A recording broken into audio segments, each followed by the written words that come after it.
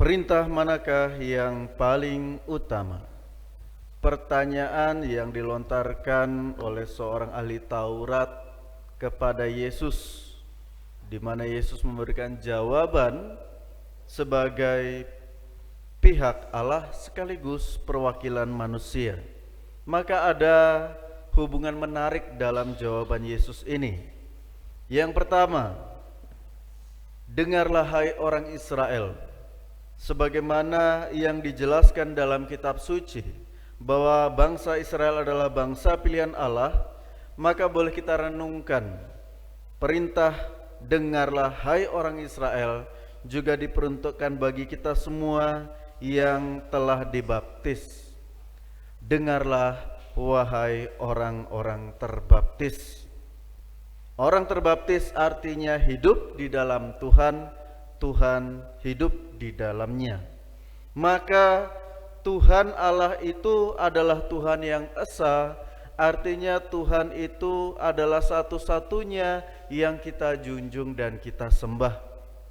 Maka dalam kehidupan sehari-hari perlu dipertanyakan jika kita menyembah kepada selain Allah.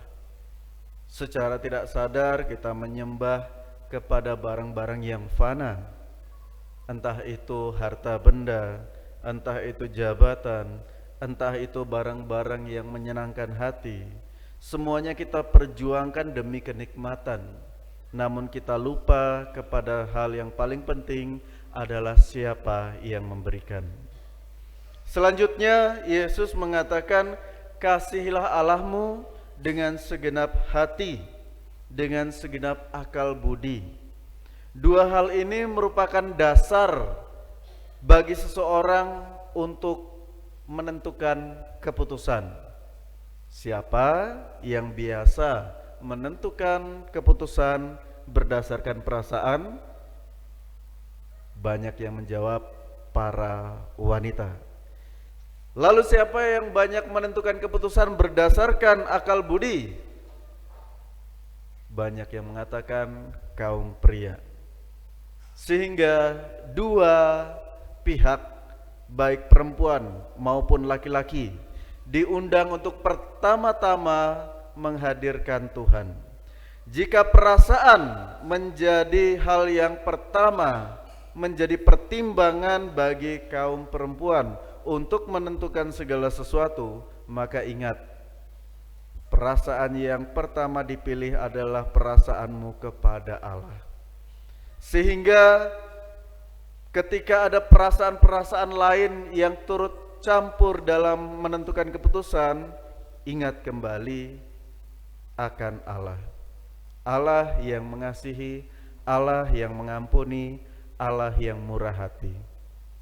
Tiga pokok ini penting untuk menjadi dasar Anda memutuskan. Jangan sampai ketika amarah sedang melanda atau bahkan perasaan sukacita dan cinta yang sedang menggebu-gebu menjadi dasar kita menentukan keputusan, sebab itu akan membuat kita menyesal di kemudian hari. Amarah akan membuat kita menyesal karena putusnya hubungan.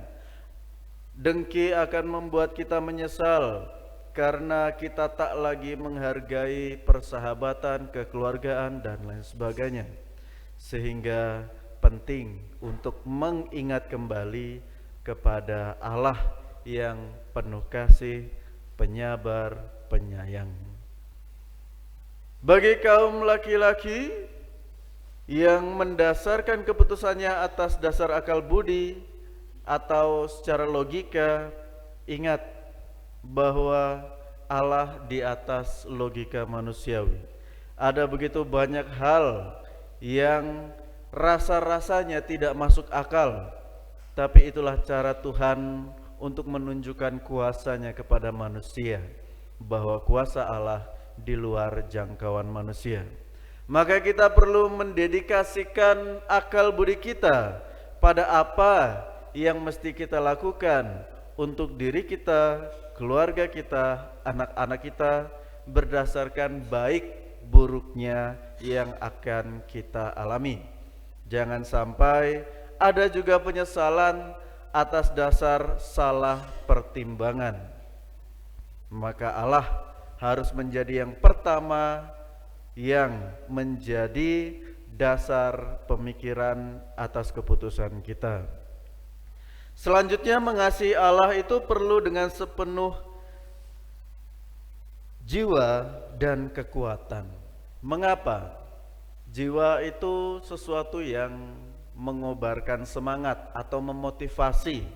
Bayangkan belakangan ini banyak orang yang senantiasa menanti-nanti ketika bangun pagi, apakah cuaca hari ini cerah atau tidak. Setiap saat, setiap waktu melayangkan pandangan ke atas, adakah awan gelap ataukah cahaya yang cerah.